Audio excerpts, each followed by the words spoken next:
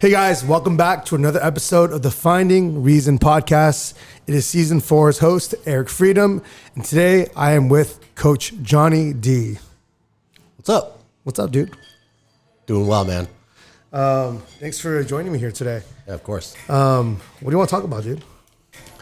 I'm an open book, man. Yeah. Yeah. Let's talk about your fitness journey. Okay. So, where are you from? How are you here today? And I'll let you fill in the gaps. That's a big gap. Yeah. So, I was born and raised in Glendale, right? I grew up locally, pretty close to here. I had a young life as a professional musician.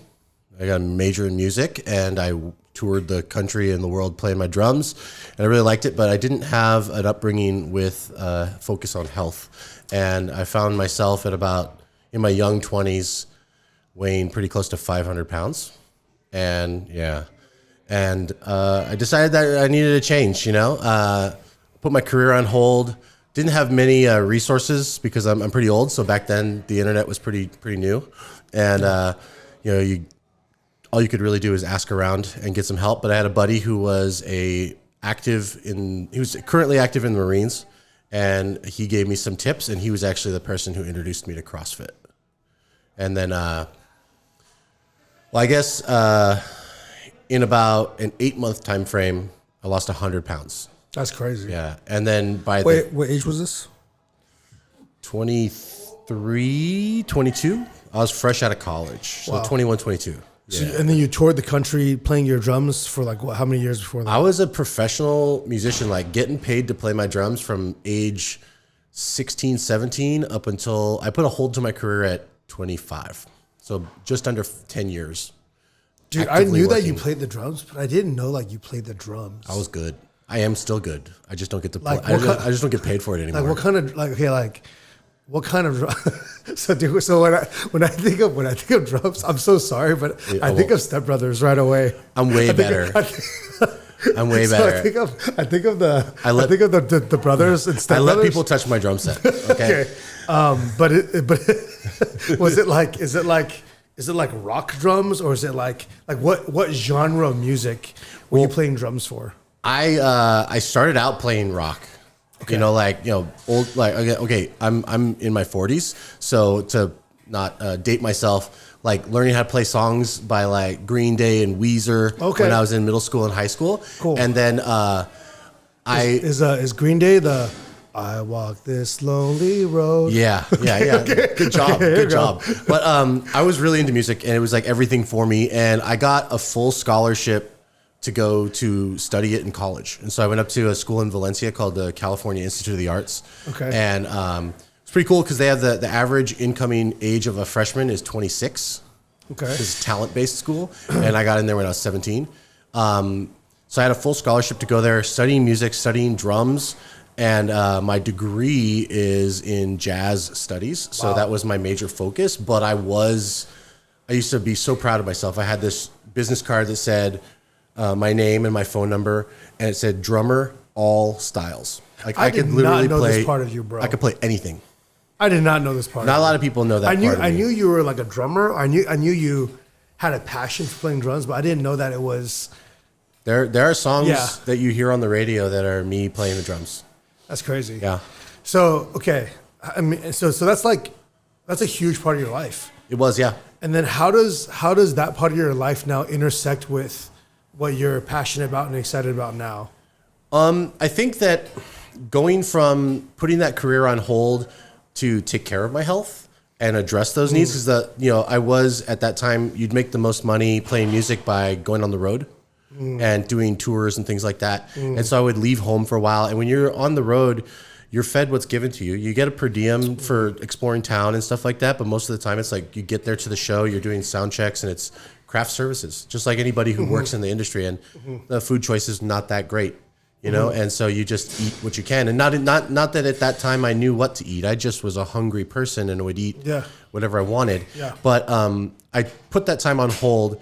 I thought to myself that the same diligence, I think my mindset starting to take care of my fitness was that the diligence I had with becoming as good as I got at the drums at such a young age came from the focus and the reps and the consistency. I practiced a lot. Not like a whiplash style where my fingers were bleeding and stuff, but like, by the way, that never happens. Is that a thing? That is not how music school is. No, nobody. I went to a very prestigious music school, and it was not like that. Nobody throws cymbals at you, and your fingers don't bleed.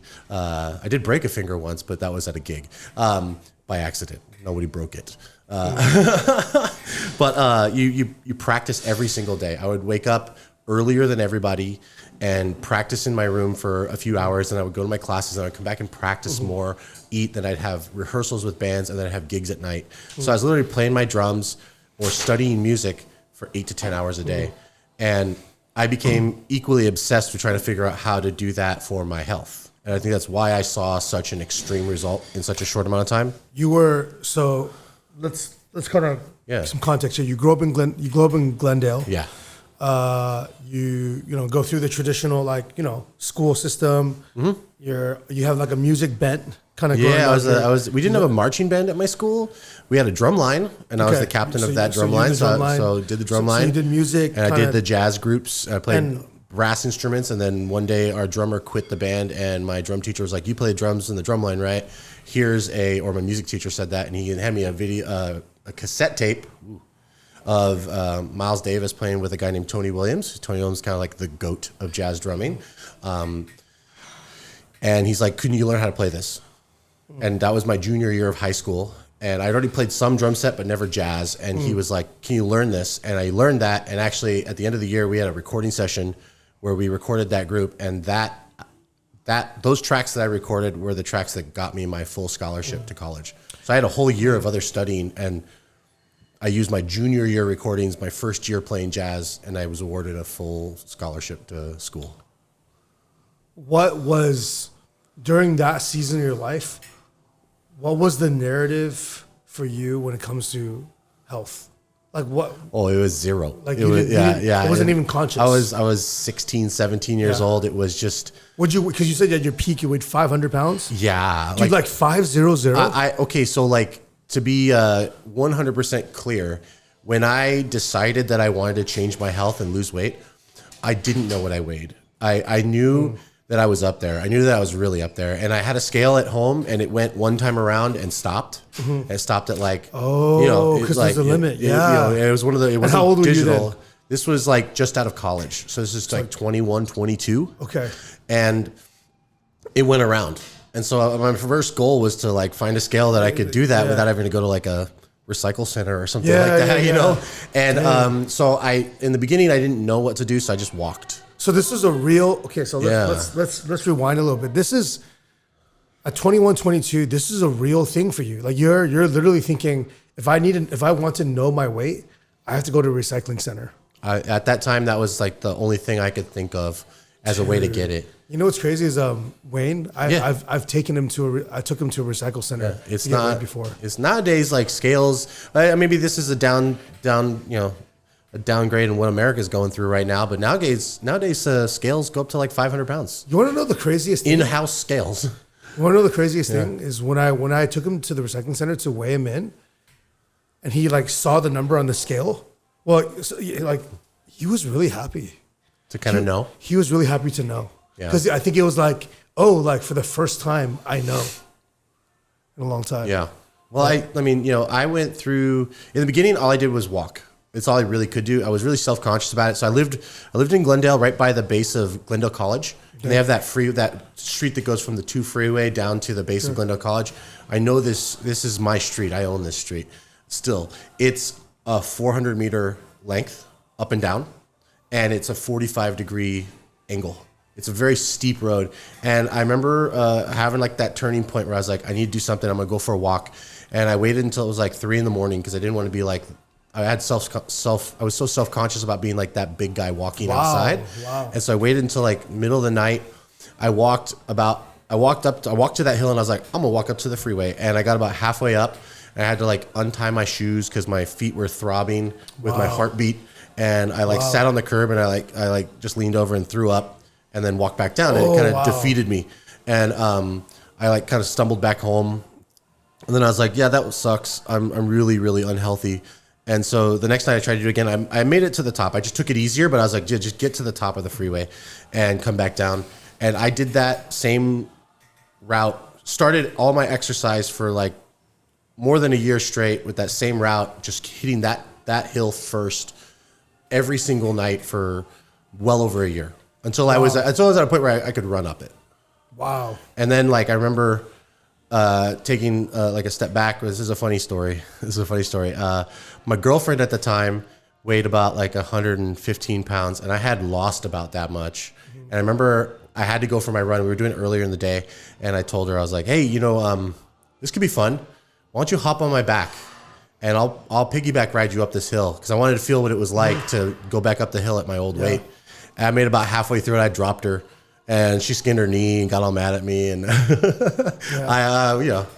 she's not my current wife, so I guess that didn't work out. No, we're still friends though. But like that was a really funny moment where I realized, man, it is hard to exist at that weight. Yeah. And that's like why I still take my weight loss clients through that journey every quarter. I have them add back the weight they've lost and then do like a mile walk. So like walk a mile in the shoes you used to have, just to give yourself a real clear vision of what you were going through on a daily basis. You used to just exist 24/7 at that. And to also have a great vision of what you've done to change that. So I mean, that was the beginning of that, the inspiration for that journey. But I used to do that stuff all the time. I'd do that. Eventually I got up and down the hill, and I would run for like another 3 miles, up and down Glendale Boulevard every night. And then when I wanted to do more, my childhood friend at the time was like, hey, I'm coming back from deployment in the Marines. I'm going to show you what we do. And what they did was CrossFit. And that was like 2004. When it wasn't a big thing, when it was basically the only people doing it were Marines and ex-athletes. And the only gym was like Coach's Gym in Santa Cruz. And so, it was and they just took me in the backyard and had me do pull-ups, push-ups, sit-ups, squats. And this is at what age? 22. Oh, okay. 22. Okay. Yeah, I lost a little bit, but to circle back, I did walking for a considerable amount of time, and I ate what I thought was the right things to eat. And then one night I was at a friend's house, and they had a scale, and I just noticed that their scale went up to 400 pounds. And so I was like, oh, let me step on this scale. And when I stepped on the scale, it went to 400, and then went back around again, and it stopped at 65, saying that I weighed 465 pounds. Oh, wow. And that was after about 5 months. Wow. And that's a huge amount of weight loss. Yeah, and I'm like, again, I was pretty singularly obsessed with this goal, and by so I can't necessarily say that I was 500 pounds. I don't have concrete evidence or a picture of that, but I can look at the rate at which I lost weight since that day to when I hit that 100-pound mile marker, and I can know that by that assumption, if I was to reverse engineer it, I was probably pretty darn close to weighing 500 pounds. I couldn't bring myself to go to a recycle center or get on one of those scales, and I was too afraid of the number. I had a lot of fear-based motivation at that time. I was actually gonna ask you, like the walking and all that stuff that you started. Was that what was the narrative that played in your head? What was it? Was it a fear-based motivation of like, dude, like I'm? Did you see yourself as a sick person? Did you how did you see yourself? Definitely not healthy. Like there was like a turning point that I specifically remember that would happen right before I went on that first walk. It was like a 4th of July, and my family in Glendale used to have this big like block party. Their block would shut down, and everybody would get together, they'd barbecue, and then they'd do the fireworks at night. And I used to go to that every year, and I used to just throw down hard. I'd go there on a mission. And I remember eating way too much, and then when the lights went down and it got dark and and everybody was watching the fireworks, I was going back and having more, like in the dark, just going to these tables and just grabbing what I could. And that night I got really, really bad food poisoning. And I remember just sitting in my house, I was in an apartment by myself, and I was just like, dude, I feel terrible. And I called my mom because I was like, hey, what do I do? And my mom's like, well, what did you eat?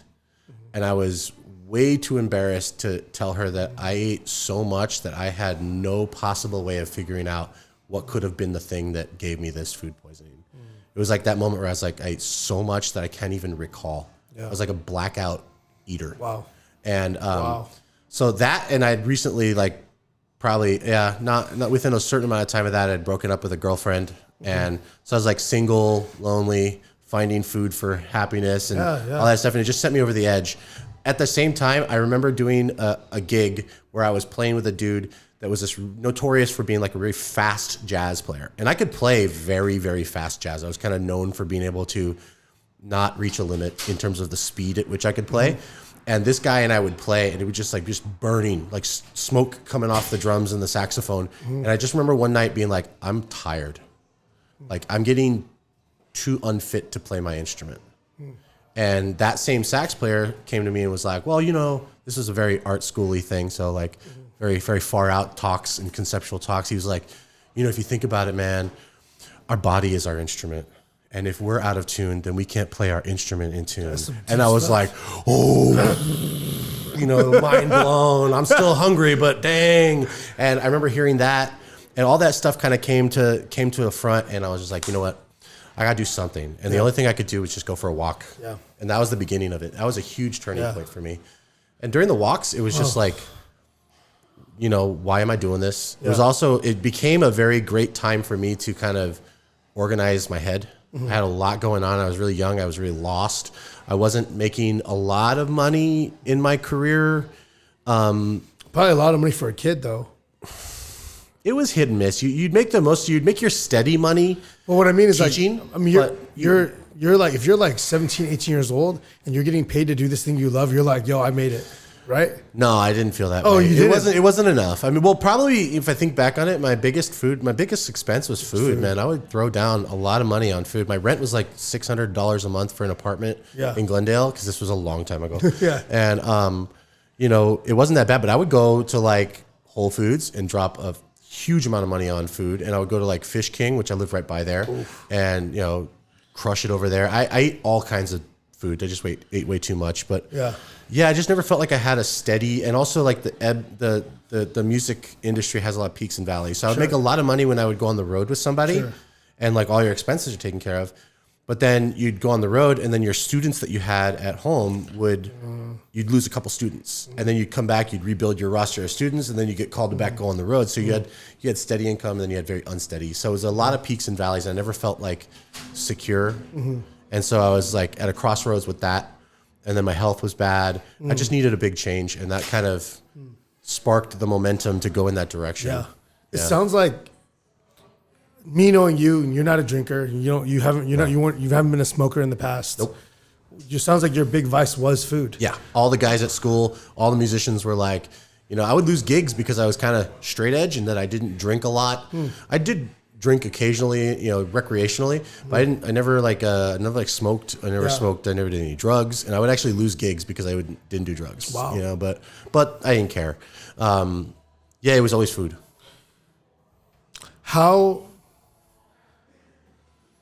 This is a very meta question, but me thinking about the Johnny that I know today, I know there's been so many versions of you over time, but can you give me some context to how much you were eating then versus what's considered normal for you now?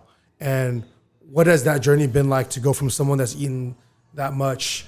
So to give you context, I don't eat a whole lot. And it's a marvel to me how I keep any muscle on, right? Because the only thing I focus on is protein, right? 250 grams a day. So no, all Fairlife. 180 to 250, 180 to 250. But it's like I'm in a season right now, to give you some context, where, for example, I'll plan out my lunch. So like my best eating day in a while was the day that I had to post. Yeah, because I was like, oh, ultimate accountability. I was like, ultimate accountability, and I'm actually going to eat my lunch today, or else guess what? It would have been 2 more Fairlifes. Yeah, you know what I mean. But even there's been plenty of days where you talk to Ish, like I'll put my meal in the fridge right there. Or not in the other fridge, and then it'll be there the next day. Yeah, and I brought the meal. Yeah, but then for me, my I don't want to say my vice is like non-consistent eating and probably binge eating at night because I'm hungry all day. Yeah, right. So what does that look like for you then and now and the in between? So like in context, like a day in the life of like 22-year-old 500-pound Johnny. I would wake up late because I was up late playing music the night before. I lived in Glendale, but I would head to Canyon Country to teach music. And on the way there, I'd probably Where's that? Canyon Country's like off the 14 freeway. It's like where the 14 and the 5 divide when you're going like up the 5 to get to Magic Mountain, like Santa Clarita Valley. Oh, like Santa Clarita, okay. Yeah, and then Canyon Country is the opposite direction, like off the 14. Ventura. No, not that far, but just about 10 minutes off the 14 freeway. Okay, I'm gonna Google yeah. And I would hit up a fast food place on the way there, like Jack in the Box or Carl's Jr. I was a big Carl's Jr. fan. Burger, fries, big ass Coke. I would teach for a few hours, and then I would head home. And home, I would usually, the apartment I had was across the street from a Ralph's, and I would probably go there, and you could get that that DiGiorno pizza 2-pack, where it's like 2 DiGiorno pizzas for like $5. Dang. And I would grab that and like a 2-liter bottle of Dr. Pepper, and I could cook one and eat it while the other one was cooking. Wow! And then polish that off too. I could probably eat 2 in a sitting, and then I would play a gig. And usually, whatever you're playing, like if you're in Hollywood somewhere at a bar or a restaurant, they would feed you as part of the pay. So you get like a couple bucks, and you get a free meal. And so I would it's like bar food. Yeah, bar food, like fried calamari, restaurants type. So you get like a pasta dish or every once in a while you can find something good. Like I will say that as a big guy, I was an opportunistic eater. I didn't just eat bad food. I could go to a sushi bar that was like an all-you-can-eat place and eat like 50 pieces of nigiri sushi. Or I could go and have 2 DiGiorno pizzas. It was good, the good, the bad, and the ugly. I ate food, and I know that a lot of those calories came from drinking soda. Like I had a buddy who had his parents. It was a dry house, but they were big soda drinkers, and that was where we played music a lot. And so we would go up there, and every day everybody just grab a 2-liter bottle, and we just have it with us at all times. The Costco 2-liter bottles. A 2-liter like throughout your session. Yeah, I could easily crush a 2-liter soda in a day. Wow. And then that was normal. It was probably, I would say, like knowing the calories from soda and then just from overly fatty saturated foods, probably like in the vicinity of like 10 to 12,000 calories a day. That's crazy. With 0 exercise. That's crazy. So, I mean, obviously that's changed quite a bit, Now it's 10 to 12,000 calories of really good food. No, I'm just kidding. Now I was like, no. Now, I just definitely have a better understanding of what food does for you. As a coach, I know that capability to me though is incredible. It's empty void. So here's what I'll say too is like this. I don't think that I could, even if I tried, I don't think I could. But you don't have a reason to, Here's the thing. I talk about this with my clients too. Like clients that take, the big thing now is these weight loss drugs that paralyze your stomach so you don't feel hungry. And the idea is like, you're not gonna want to eat because you don't feel hungry. And I was like, I'm sorry, but you're missing a huge point here. And that is that people who have 100, 200 pounds of weight to lose, they don't eat when they're hungry. They eat when they're not hungry. They eat when they're happy. They eat when they're sad. They eat 24/7. It's not. Eating is an emotional response, not a physical response. Like that guy on that me on that July 4th, barbecue was very full. And when the lights went down, I was like, it's time to eat some more. And I was full, and I was still eating. I was full, and I had a plate with a pork chop on my plate. I was going for it because food made me happy. Because they're 100%. Wow. And it still makes me happy. I still love delicious food, but my expectation in the relationship I have with food, I still get to have moments where I enjoy like low quality foods. We always talk about wanting to go to get bunch of lunch sometime as a team. That's not the highest. Pizza. Yeah, Shakey's Pizza. Yeah. That's, I would go there and be like, wow, nostalgia, and then probably feel not great afterwards. Yeah. I just have a much more intuitive understanding of what food does, and I practice this thing that I talk to my clients a lot about called like food sobriety. Like that guy back then was a blackout eater. I would turn my brain off and not think about what was going on. I would just shovel in food. And now I choose to stay sober. I choose to be constantly aware of why I'm eating, what I'm eating, and what I'm eating. And that's very hard to do. Wow. You know, it's like it's to the same difficulty as people who choose to be like sober from drugs. Yeah. Except it's food and you can't be sober from it. You have to use it. It's the only, like they say, it's like the only addictive substance that 100% of the world is addicted to and that we can't get rid of. We need it. Yeah. But you have to have a healthy relationship with it. Dude, I want to share a story with you because you probably couldn't see me in this light. And I've shared this in the past, but when I was competing in CrossFit, I was in my early / mid 20s, and pre owning a gym plus after owning a gym, I'm training like 3 to 4 hours a day. Yeah. We're talking about total volume of training. So we're doing like, and this is like when there's really no one programming out there other than .com, and you're just more is better. And then this is, I would say this is the one thing that Rich Froning misled us all to believe early on, is like that dude just all he does is work out all day, which I think for him was actually true. But this dude like would eat all day. Would train all day and like not eat anything too. He's just going back to back, drinking some chocolate milk.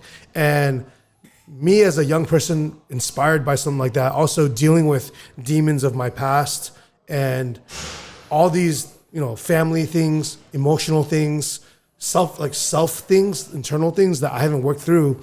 I was pounding a pint of ice cream almost every night in my 20s. And but then it was like judgment free for me on myself. Because you knew your output was so big. Because I knew my output was really high. And I had you look at my body, you'd be like, that guy eats a pint of ice cream. You were playing the game. I was playing the game. But eating the ice cream for me wasn't even about like, I think even for me during that season of my life, I was using that to cope. Like I had long days. Yeah. I was at the gym at 5. I was leaving the gym at like 9:30 to 10. Diana would wait for me. She was a full-time teacher. She would wait for me to eat dinner. So I was thinking about how bad for her health that was, that she was waiting because just like my husband's a business owner, so I'm going to wait for him to eat dinner. Yeah. Right. So I get home, we eat dinner, and then because I'm amped from an entire day, I either will pass out completely or I'm like still wired because I have all these other things to do. So as she's like, at the time, Netflix wasn't as big as it is at the time. So she's just watching whatever she's watching on TV. I'm like here cranking away programming and working on my laptop, and I'm pounding ice cream. Yeah. And I'm pounding ice cream to keep me awake. But as soon as I'm done programming or doing whatever work I am, like what happens after the high? Crash. You just crash. Yeah. And I did that probably like 3 to 5 nights a week for like 2 years. Yeah. And it's crazy to think that like someone would look at someone like me and be like, I would never receive any judgment because I was ripped. I'm a ripped. So it's like, oh, you're lean, you're shredded. It's like, oh, it's like you can do that almost. But in hindsight, I'm like, that's like the same as what you were doing in some way. Yeah, you're playing the game and not living the life. Yeah. Like, I wasn't hiding it. No, but I mean, you weren't that. Yeah, that may be the healthiest part of the whole adventure. That you were hiding it. Yeah. But like, it's very true. Like, there are moments like that. I remember when I competed. Like, I competed in. My first thing was like running. I ran marathons, 5Ks, 10Ks. I did all that stuff. Then I got into doing more competitive CrossFit. And I competed at, the qualifiers and at regionals and stuff like that. And then weightlifting and now jiujitsu, right? And so I've been a competitor since I started taking care of myself. But that mindset always gave me the ability to kind of hone in my focus and my consistency. And I didn't ever really have those kind of crazy cheat meals. Like there was one season we were preparing for like the first CrossFit qualifier. So my question is, how did you go from that, what you were doing, to that guy? Part of me doesn't remember. I think I was just really blinded by the motivation that I had. I knew I didn't want to die, and I knew that by the way I was feeling at that time that I was working towards that I was working towards like being in my apartment alone and then somebody, knocking on the door because it smells bad and they find me, and I was like at like 25. Yeah. That's scary. That scared the life in me. Yeah. And I knew I didn't want that. I didn't want to let my folks down. I didn't want to let my friends down and be that person. those were my first motivators, because I really, at that time, probably didn't love myself enough, which is also probably why I was there. And so eventually the mantra of just getting through it day after day and making those choices for myself, it taught me to care a lot more about my own self and be like, hey, you know, you're healthy and you do that. And then I started feeling some inspiration through that, because people were seeing my journey. And, you know, this is on MySpace. I was documenting myself on MySpace, and people that were that I knew, OG. I remember, couldn't get on it first because my college wasn't recognized. But I remember, you know, documented on that, and I started getting people that would be like, hey, you know, can you help me? And that was the first inkling towards becoming a trainer, becoming a coach, was because I gave up the career in music and was playing less or getting paid to play less. And I was looking for other jobs, and I got regular jobs. I was a beer vendor salesman for a company. I was a manager at a Jamba Juice. And then eventually my childhood friend, who was my workout buddy, he was working nighttime security, and I was working at the beer company. And I was like, dude, let's become trainers. And so we started studying for our NASM certification. Somebody I know or no? Jason, my buddy Jason. Oh, that's awesome. Yeah, we've known each other since we were freshmen in high school. Jason, yeah, Black Belt Jason. That's awesome. And so we studied for it.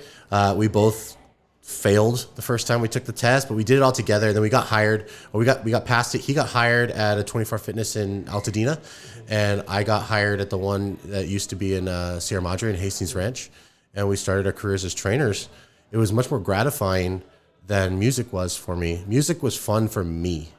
And I liked to think that the music I was playing was giving people around me better. You know, it was helping them, like inspiring or just easing them. But I found that like helping people put pieces together to kind of help them regain control of their health was much more gratifying to me as a purpose. And I kind of just stuck with that. For 20 years now, you know, coming up on that. Yeah. So it's just, it's always been like singular obsessions. Music, fitness, you know, now it's not much singular, but like pursuits of excellence in my own health, and then in my career, and in fatherhood. You have a very unique, you know, story in that. I mean, I've known you for 10 years. Maybe a little longer than that, but like close friends for 8. Yeah, so about 10, you know, for sure. You know, in 10 years plus, and in this 20-minute conversation right now, I'm learning about you even now. Like things that I didn't know, which are really neat, and I really paint your story in a way. I'm like, wow, this is actually really, really cool. And I can feel like I see you not in a new light, but I see different sides of you, which are really cool. What's it been like going through your journey of tons of ups and downs from a body weight standpoint, then from a career transition standpoint, like you're going through all these things, and then a lot of people know but don't know that you were a 2-time ex-gym owner as well, and then and now you're here. What has been this entire journey like? What's it been like? That's such a meta question, man. Well, I mean, I would say that in terms of like how I've conducted myself through these like several phases of my life, I don't know. I think it all boils down to the fact that I've never been afraid to work really hard, whether I'm working really hard in the direction I want to go, or if I'm just grinding it out for the sake of staying active and feeling purpose. I also really don't enjoy being still, like in terms of like my own progression as a human. Like I don't like the idea of being like, I'm good where I'm at. And that doesn't necessarily mean like, in terms of like business or success, but I was a trainer at 24 Fitness, and I very quickly at that little gym became one of the highest grossing private trainers at that gym. And then I was like, cool, that's not enough. I need more. I branched off and went private and rented space. And then I was like, cool, I need more. I'm going to open a gym. And then I opened a gym. It's like, cool, I need more. I need to run this thing. I need to make it bigger so I can help. I was always trying to get to more, and that, that put me in a position to gather a lot of experience and knowledge on the subjects I was focused on, like on how to train people or how to coach people, on running a business, but there was very little mentorship other than my own desire to search. Like I had certain people that I could look up to and bounce ideas off. That's how we became friends. It was like that. And there were people that I respected, and I would come to them, but I never really had formal mentorships outside of the fact that I worked at a gym, before opening my own. Yeah. But I never shied away from working hard, and I never was afraid to start over. Right. So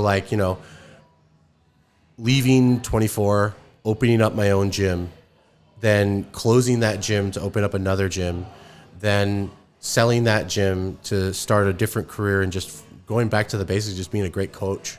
I wasn't afraid of those things. Now I believe in this part of my life, there's a lot more at play to my decisions that I make, being a father, and having a family to care for. So I weigh my decisions a lot more. But yeah, I've never been afraid to just kind of pivot, work hard. I like to not have a plan B. I like just my plan A is plan A, and plan B is make plan A work. But I'm also very quick once plan A stops working to make another thing happen. Just fearless in that. How do you think that's played into your health and fitness journey? I mean, it's had its ups and downs. I got very obsessed with performance early in the career because I had none of it when I started. I was like, I reacted extreme to my extreme state. Sure. Right. So I was like almost, sick and nearly dead. And so I was like, cool, I want to be fit and just do all this stuff. And that pushed me to run a marathon, and that pushed me to compete in CrossFit. And eventually someone was like, hey, you're good at being strong. You should do weightlifting. And I was like, I guess I am pretty good at this. I want to be a national champion. Yeah, that's good. And then with jiujitsu too, it was like that. But, you learn your lessons from that. But I think nowadays, being a little bit older and paying for some of those choices that I made with the current state of my body and the different sizes and performance levels that I've been at, being like extremely strong, but not being very fit, and being very fit, and then being completely injured and on the bench. I try to really today strive to just find balance and find ways to be moving all the time. Even if that way is just like, hey, today what I was able to do was, my knees were bugging, my back was tight. I was able to take my dog for a walk twice today, and I logged in my 10,000 steps. And then some days it's like, dude, I did 8 rounds of sparring at jiu-jitsu, and I felt like $1 million. And I was like, dude, it's on. And then the next day I wake up and it's there. So I'm trying to find less extremes, and I'm trying to chase the balance. And before I take action, be like, is that you are talking, or is that your ego talking? It takes a lot of maturity. It's not easy. And I'm not sitting here saying that I got it. I struggle with it every day to the same degree as with like food choices too, I 100% identify with what you just said regarding chasing performance, and it's just gonna eye roll right now, but I only know one gear in doing anything. Third gear. I only know one gear. I only know one gear in doing anything, right? And it's like, if I want to do media at the gym, I do media hard, right? If I want to coach, like I want to be the best coach, right? I want to be an athlete, I want to be the best athlete. And I had this, I was journaling earlier this week, and I thought to myself, man, for me, training, when I look at training, and probably similar to the way you look at training for the last a little over half decade, it's been a little bit of a point of frustration for me. Yeah. Because of injury, right? Because of, today's April, we're in mid-April in 24, and I'm about a year and 5 months of no back spasms. That's great. It's amazing. But at the same time, me having the personality and mindset that I have, I look back at the last 5 years and I'm like, dude, was that a waste? Like, did I waste you know what I mean? There are like, having been in the CrossFit world as long as you and I have, we've seen the long-term effects of good training and not great training. Sure. You know, I think, and we're both products of that. Yeah. You know, you see some people that have great consistency, great genetics, and they're working like they did 20 years ago. And you're like, man, good for you. Yeah. And you see some people that did some of the right things and did a couple of the wrong things. Now that we've learned from that over time and development from a new sport, a new training methodology to what it is today, and they're paying for it. I'm paying for it. I'm paying for the extremes. I'm paying for the fact that I went down a venue of becoming an extremely strong Olympic weightlifter, where I could squat, everything, and I could clean and snatch the world, and then having knee surgeries and back issues as a result, and being 385 pounds again, and then going into the recorrecting in a big way. I want to be flexible and limber, so I do jiujitsu, and I got obsessed with competing in jiu-jitsu, and I stayed big, and I stayed playing the big guy game, and I didn't really learn a lot. I got really good at it, but it's that constant, ping pong game of like correction and recorrection and learning your way. And I'm eventually trying to just get that to go from this big, broad back and forth to this very linear feeling of balance. Something that I reconciled 2 days ago was, and I want to challenge you to think about this too, is have you ever considered thanking the person that you were? And it sounds really... Thinking like that person? Thinking. Oh, thanking. So when I say that, this is what I mean is I sat there and I wrote down that, 25-year-old Eric was incredibly zealous as an athlete. I was going after it. Even 21-year-old Eric was that way, but I was this way, living like to the point where like my wife would ask me like, hey, like, are you gonna keep doing this meal prep thing? Because we're getting married. I'm gonna live with you. I don't want to eat the same meal. Like you've had the same meal for like 4 months. Yeah. Like, I don't want to do that. That's, I think, going to be a problem in our relationship. And for me, it's like, my response was like, oh dude, I can't wait to cook for you. Like that was my mind. I was laser focused. You're gonna love this meal prep. Yeah, right. And I think back on that and then for the last over half a decade, I haven't been that person like with that same mindset, but I've had it in other ways. But I realized that the fitness level that I had in that season and whatever I was pursuing in sport, and even though I wasn't doing it in that same way, prepared me, even though I would say that compared to the competitor that I was, taking my foot off the pedal, it allowed me to build everything else in my life. I have a great relationship with my family. Yeah. Right. I've healed a ton of wounds in the last few years with like my father. And to even have the space or the emotional capacity to do something like that. Yeah. Right. I wrote a book. Our don't run from the fight. Available. Our gym has moved. Right. Our gym has moved and upgraded half a dozen times or so. Like we've changed everything, and we've elevated what we've been doing here. And it's a completely different team person than it was years ago. And I've done a ton of crazy things then. But what's crazy is I literally looked back and I was like, wow, being that fit for that long allowed me to almost, I don't want to say quote unquote coast for the last few years, maintaining fitness and allowing me to do all these other things. And I actually, in hindsight, I've been very upset at who I'm not, instead of thanking myself for the person that I was and saying, hey, that's great. Maybe that stock is kind of running out now. It's time to find a new why behind my own fitness. But really being like, you know what? Thank you, Eric, of 2009, 10, 11, 12, 13 through 15. Yeah. Wow. Thank you. I'm on it. I'm with you on that 100%. Like, I don't, it's sad getting to where I was and looking back on it and being that way.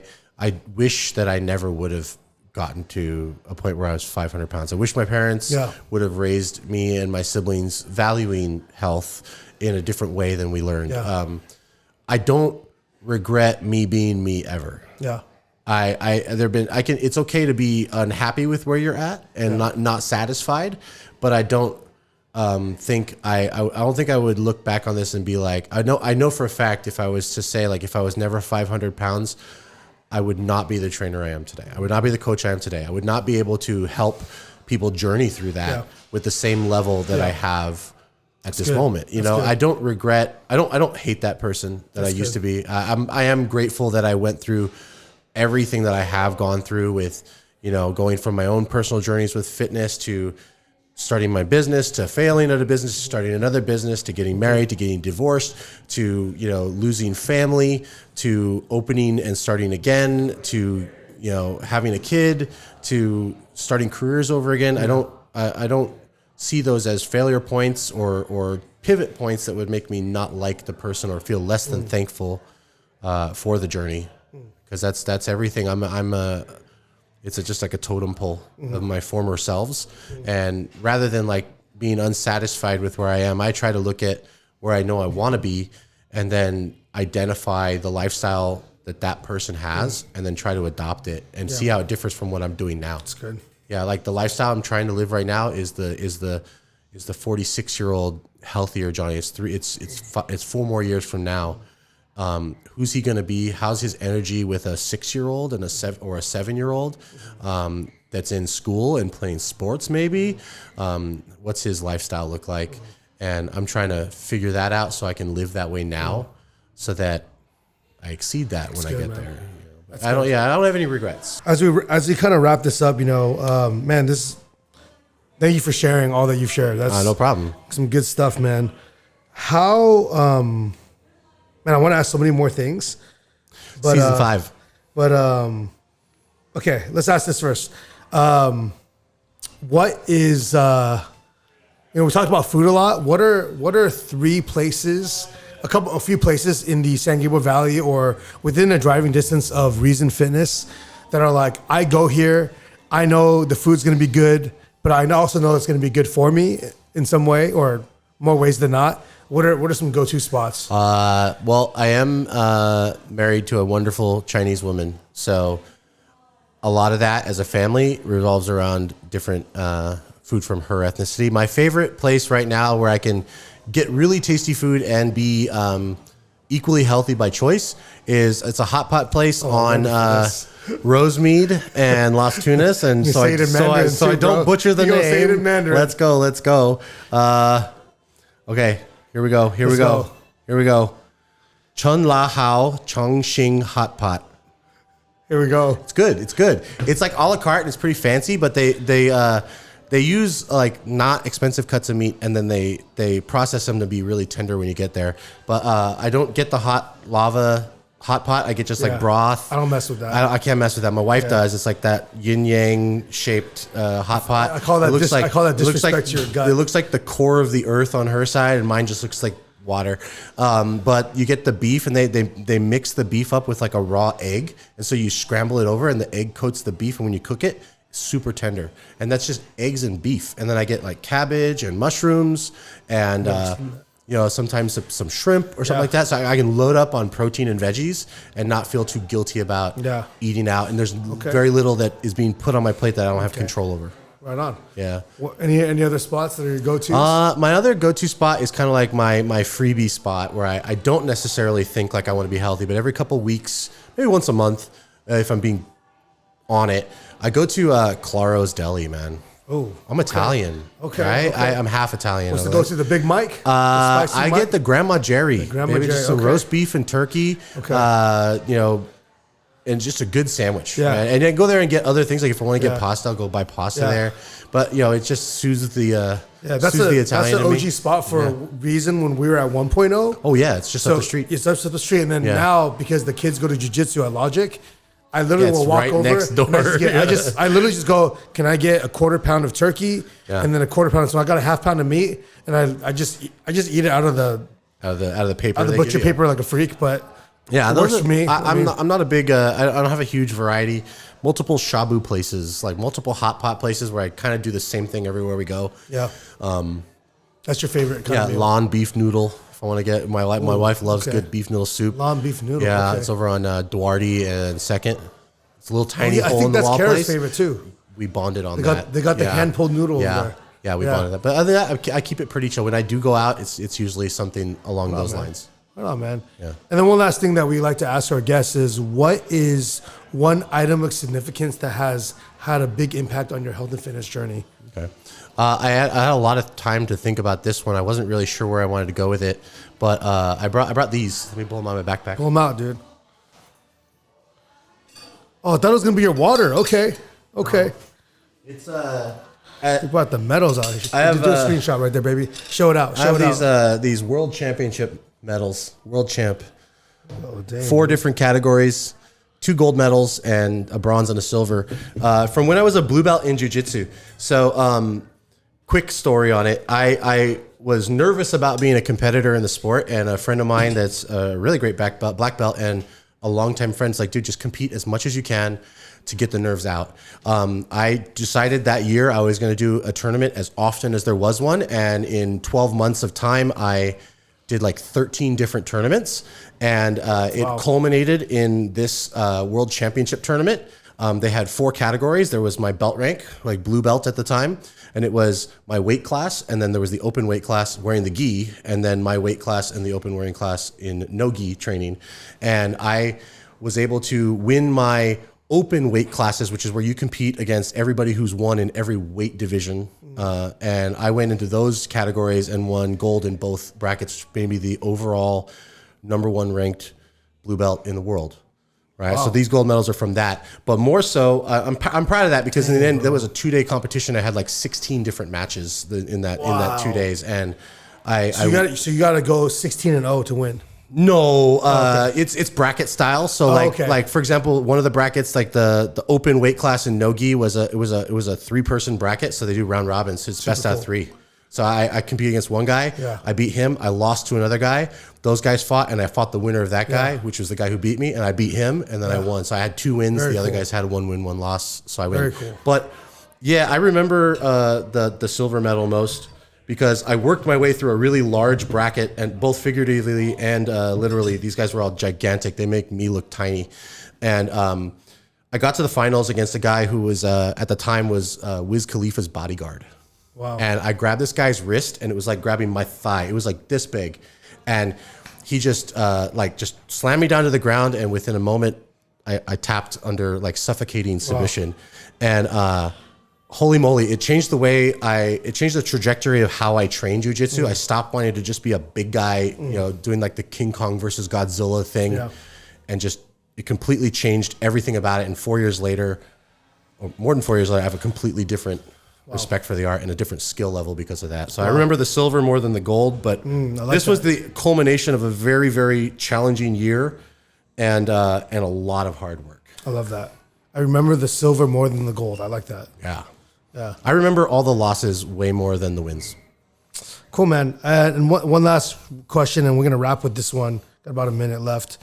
What do you say to someone, or what do you say to yourself, the you that you were, or anybody that's kind of in your shoes that you were 20 years ago? I would say probably the most important thing is to get help, right? That you don't, one, because you don't have to do it alone. You don't have to do this journey by yourself. But 2, because I wasted, I spent so much time working towards a goal that I didn't know how to fine tune that goal. I was like, there's the top of the mountain. That's where I want to go. I didn't know which route to take. I was kind of zigzagging all over the place. And I know that in hindsight, being the person I am today, helping people with that it's my job to help somebody find the right path that gets them there without wasting time, without making those mistakes. And so getting help is good. Also, having someone who knows how to help you map out that journey and give you the ability to connect with the problem you have and the solution they're creating and that journey in between. Yeah. I feel like that's just like a cheat code for success. I could not agree more. Not that you're cheating, because it still is a lot of hard work, but man, I think about what I could have done, what I did do, and what I could have done if I even had help at that time. Yeah. So that's powerful. That's get help and don't do it alone. Love that, man. Thanks, man. Thanks for joining me. That went by really quickly. I forget that you could talk. I forget that. I don't forget that when you and I get together, it always is a long conversation. But dude, thanks for being here. I'm sure there's tons of nuggets here today. How can people get in touch with you? Like, what's your social security number? Well, no, I don't even. It's like 0 compared to these keys. I'm so old in this gym. It's Coach Dig on Instagram, and that's about it. If you don't want to come to Reason Fitness, get coached by me. That's where you find me. Right on. Thanks for joining us. Thanks for listening, guys. Thanks.